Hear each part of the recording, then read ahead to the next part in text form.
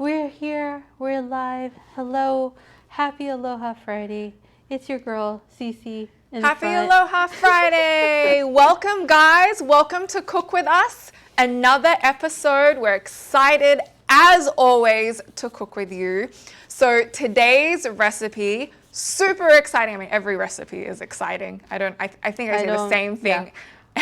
We're enthusiastic about a lot of things.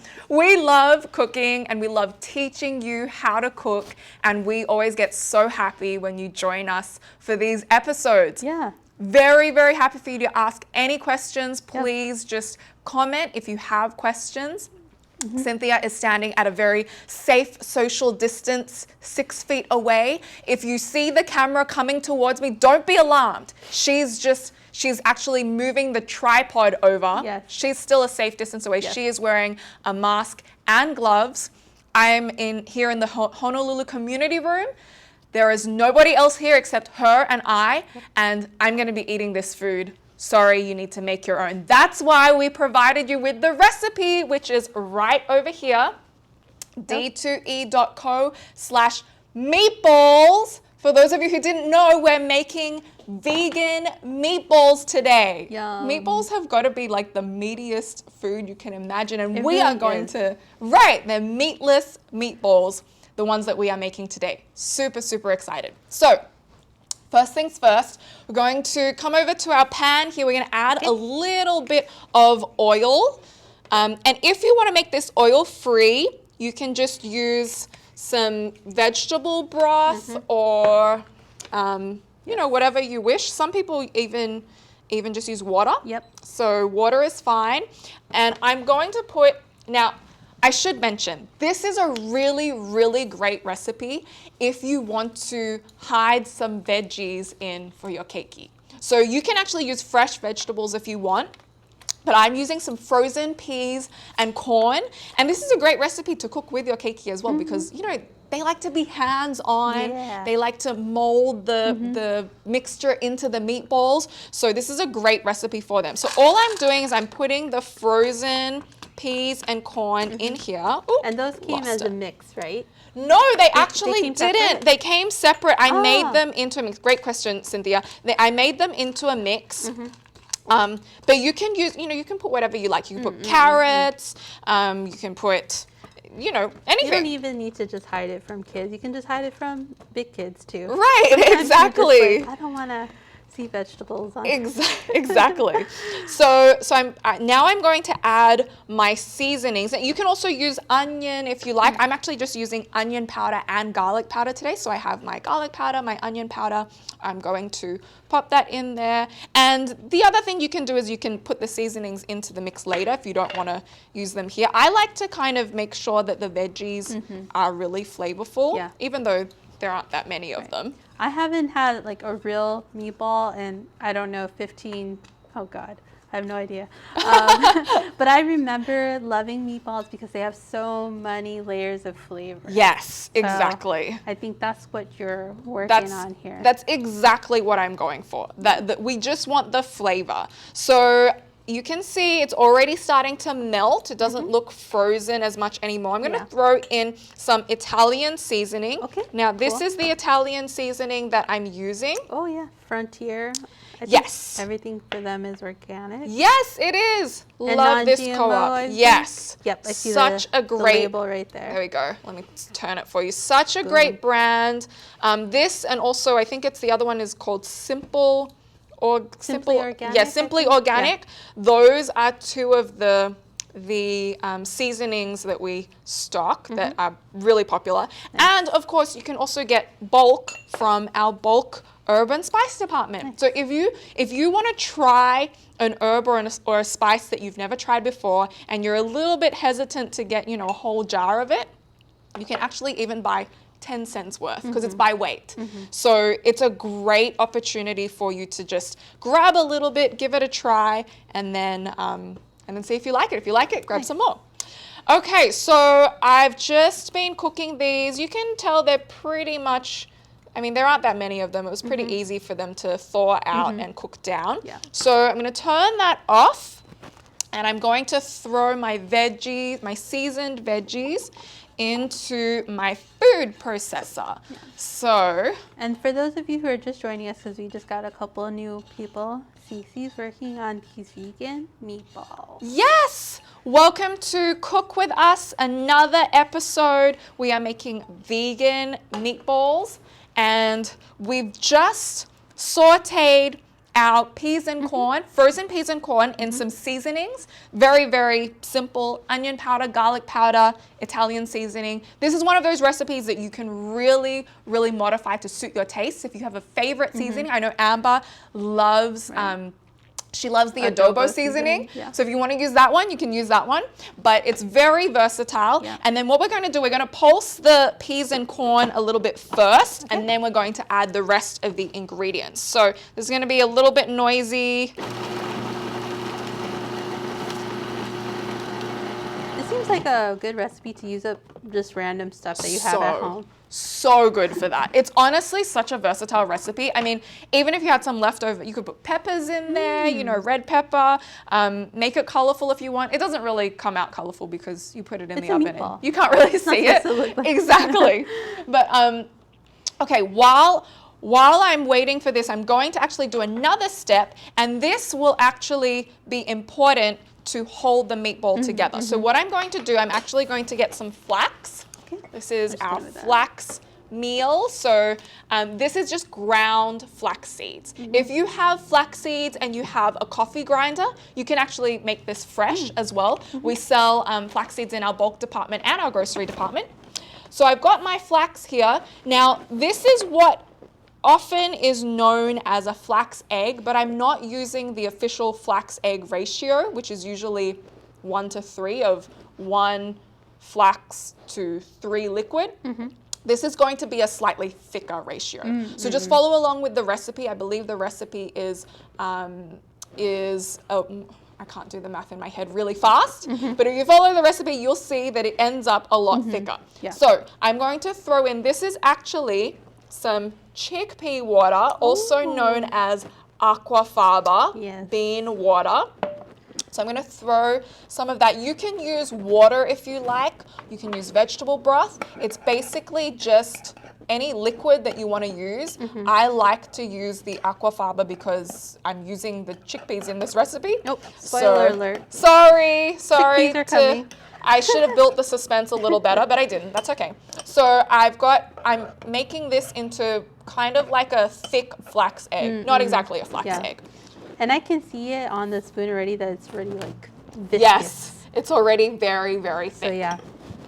So if you're making this, like, do not make the flax egg too far in advance because it will get too thick. Gets really, really thick fast. So it's not like a regular flax egg. If anyone is familiar with making a flax egg where you have to make it and then put it in the fridge for like 10 minutes, it's not like that. So so that one is almost pretty much ready to go. I'm going to put my chickpeas in here. This is just regular canned chickpeas. That's where I got the aquafaba from this can. And then I'm going to put my flax egg in. You can see it's super thick. Yeah. And this is actually what is going to hold the meatball together. So I'm going to throw that in there. And flax is so awesome. This is actually a super heart healthy recipe, especially like, you know, if you're someone who is trying to adopt a more low fat sort of diet. Like I know we have a lot of friends over at Akahi Ornish, Dr. Shintani's clients as well. A lot of them try to cut down their oil levels, their fat levels. If you were to saute the peas and corn oil-free, this actually becomes a very, very heart healthy recipe. And we also have the flax in there, which is great for your heart. Nice. So awesome recipe for that. I'm going to also put in, now on your recipe, you'll notice I gave a couple of options. You can put in some breadcrumbs. So these are regular breadcrumbs that have Italian herb seasoning. So you can use that one. Or we also have a product called chickpea crumbs that you can find at some stores. Or if you, that's actually a gluten-free option, the chickpea crumbs. Or if you want another gluten-free option, you can just use quick cooking rolled oats. Yeah. Now, if you have regular rolled oats, I know a lot of people have rolled oats in the pantry. You can also use them. I would just pulse them a little bit before you put them in with the rest. Just because the quick oats, you'll notice, are a little more ground up. Yeah. So they're kind of easier to pulse. I think most people have some kind of random oats Yeah, in it's their true. cabinet. Right. So whatever it is, just make sure it's a little bit finer. Yes, exactly. So you want it kind of to be like the consistency of the breadcrumb. Right. You're mimicking the breadcrumb. Right. texture. So the quick oats actually already are like that, but if you have rolled oats, you can just pulse them into that kind of consistency. So I'm going to put these in here. And then I'm going to add some tomato paste. Yep. And this is the one that has no added sugar, right? Right. Actually, honestly, when I was looking through our tomato, don't want to lose the bowl in there. I was looking through the tomato paste that we have, and they're all such incredible quality. I was like, oh, we really stock really good products. Yeah. I didn't see sugar in the 3 that I looked at. And yeah, it's just tomatoes and a little bit of citric acid for preservation, but no nasties in there. So I've put in my tomato paste. I'm going to put in some nutritional yeast. Another go-to. Yes. So this really gives that umami flavor, that nutritional yeast. It kind of is going to make it taste a little bit cheesy, which is not always common in meatballs, but it tastes so good. Okay, and then last thing is I'm going to add a little bit of salt. I look like I'm about to pour a whole lot in there. I never really use this this top part for any of the seasonings. I usually just put it straight in. Okay, so now I'm going to put my lid back on. Now this kind of processing actually takes a little bit longer than some of the other recipes we've done. So bear with me while we process this. It's going to get a little bit loud, and I will need to scrape it down halfway too. You'll see when I do that. Okay, ready? Oh, it's not too loud. Yeah, actually I really Very built that mild. up to be very dramatic, but we do have microphones as well, so it's totally not that bad. Okay, so you can see it's starting to form this mixture. I'm going to now turn it off and scrape it down. This step is super crucial because you do want to make sure that everything is uniformly processed, because sometimes I don't do it that uniformly and it just gets a little lumpy, Yeah, you know, you don't want chickpea it to here or be there. Lumpy is good. I was going to say chunky, but lumpy is good. Chunky, lumpy, you know, that kind of You want it to vibe. have a consistent consistency. Exactly. You want it to have a consistent texture. We're lacking in vocabulary a little today, but not in flavor and taste and yumminess. Yeah. Okay, let's give it another. Oh, I'm breaking things over here, but it's okay, it still works. No, I think it actually. Oh, you just need to tuck this back in. Oh, okay, here we go. That's what's nice about a processor. It keeps you very safe. You don't accidentally process. Right. And I see that it's like starting to clump together, so that's a good sign. You want it to look like this, and then you may need to give it one more. I didn't have to earlier, but you know, cooking doesn't always go according to plan. Right. That's what's fun about it. Right. And you will see, actually, when you see the meatballs I prepared earlier, you'll see that it doesn't always go according to plan, especially if you get distracted like I did. So, Cece here, I would be very tempted to add more liquid there. Is that a good thing to do, or should we just be patient? Yes. Okay, Great question, Cynthia. So you don't want to be adding too much liquid, because then it's going to actually, I've added too much. I've made that mistake before.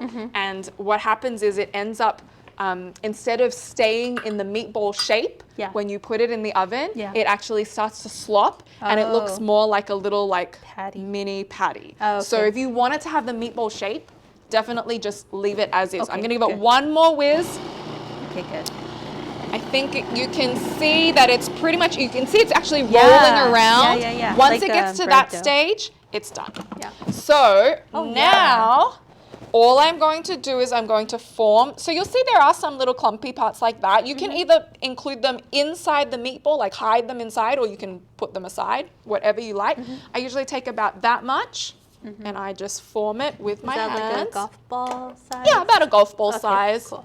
Yeah, you probably can't see really clearly, but I just kind of There you go. Yeah, shape we can see it it right there. into a ball. Wow, so smooth. I know. Okay, and that is literally it. And then I just put it on my baking sheet over here. And you can bake this at 400 degrees Fahrenheit for about half an hour to maybe 35 minutes. Yeah. I would check it around the 25-minute mark because if you don't and you just leave it and forget about it, which is what I did, this is what happens. They come out looking like this. So you can see they're actually really dried out because I left them and forgot about them. And But I mean, they're going to go in a sauce. So exactly. I think it's okay. And you can make your own marinara sauce, which I used to always do because when I used to live in Australia, I could never find marinara sauce that didn't have like extra fillers. But the great thing about the marinara sauces in our stores is that they are just awesome ingredients like tomatoes, garlic. They're real ingredients. They're real ingredients. So this is the one, oh, I didn't have the lid on. This is the one I chose from Ooh. downstairs. This is a really, really popular brand called Primal Kitchen. Yes, we actually just talked about that brand in our last cooking with video. the dressing, the mustard something, Yeah, the golden. but yeah, this brand, I definitely attest that like their teriyaki sauce is really good. Their Yes. golden barbecue sauce, really good. So I'm excited to try this one. Yeah, and this brand in particular is, I've noticed that a lot of our keto and paleo customers really love this Right, brand. right, We've right. actually had customers ask us specifically for this brand Right. on various social media platforms. So it's super, super popular. Is there a lot of sugar in that? I think that's a lot of concern for people. There's- Like marinara sauce usually has a lot of hidden Yes, sugar, right? exactly. But this one actually has no sugar in it, and that's what makes it my God. keto and paleo. Yeah, No sugar, guys. no sugar. This that's natural why. sugar from the tomatoes. Right, exactly. Wait, where's the ingredients? Did I miss it? Oh, right there. Yeah. Tomato puree, diced tomatoes, roasted garlic, avocado oil, sea salt, onion, citric. Wow, you can pronounce everything. Yes, there. you can, and you know that it grows and it wasn't made in a lab, which Nice. is awesome. And you can just drizzle your marinara sauce. Nice. I mean, you can make your own, which is awesome. All power Yeah. to you if you make your own sauce. We love But that. if you are lazy like me, don't judge me. I mean, you just spent this much time making a meatball. Right, you You can made take a break on the marinara. chickpea meatballs. Yeah, Come on. Come on. You can treat yourself to some marinara sauce. Okay, so there is our saucy meatball. And honestly, after I made it and I left it in the oven for too long, I realized, and Cynthia and I were talking about it, it actually kind of looks like a falafel. Yeah. And it is made out of chickpeas. So what you can Italian falafel. right, you can actually, if you leave it in the oven a little longer, it dries up a little bit more and becomes almost like a falafel. Yeah. Or if you prefer to do it in the pan, you can just fry it in the pan with a little bit of oil. It's totally up to you whether you want to bake Right. it, whether you want to fry it. You can even use an air fryer if you want. Nice. It's a very versatile recipe. You have the mixture already. And the other thing is, if you want to make it a little bit darker in color, you can also use lentils. Lentils often will nice. make it a little bit darker. And you can use Again, what a good recipe to just use whatever is Yes. in your cabinet. very versatile. Black beans would make it really dark. Whatever bean or Right. you have in your pantry, I'm that's gonna the bring one. this up for up close. Yes. Do you think the meatballs that you make, can we put them in like a simmering marinara sauce to make spaghetti and meatballs? That is a great question. Yes, they work very well. Okay. I've used them in a spaghetti and meatballs dish before. They Okay, work cool. very well in that kind of setting. And they're really great as well if you want to just make them ahead, if you make them maybe on a Sunday for the week ahead. Those are definitely freezer friendly. Yes, super freezer friendly. They keep in the fridge for up to a week. So Put that there just to remind Go. people where to get that. So we have our vegan meatballs, such an easy recipe. Yum. As long as you have a food processor, I mean, you could, even if you didn't have a food processor, you could probably mash the chickpeas and stir them together. Make sure you have that can-do attitude whenever you're in the kitchen. And thank you so much for coming to cook with us. We love it when you join us here on these episodes. So thank you for joining us. We do have another episode of Cook With Us on Tuesday. which is our Facebook live demo, and then again, of course, next Friday for our Instagram demo. Now, if you want to buy any of these ingredients, we do offer curbside pickup and delivery. You can shop online at downtoearth.org/shop. That will take you to our shopping platform.